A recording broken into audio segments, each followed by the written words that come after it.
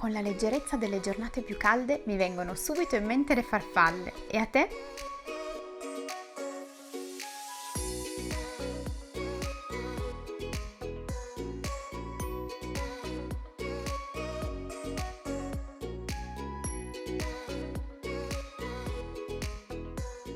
Ciao, sono Anna e oggi ti mostro i passaggi della farfalla. È un origami tradizionale giapponese che simboleggia la trasformazione, la lunga vita, la gioia. Quante volte ci siamo sentiti noi in un bozzolo in attesa proprio della nostra trasformazione? Iniziamo!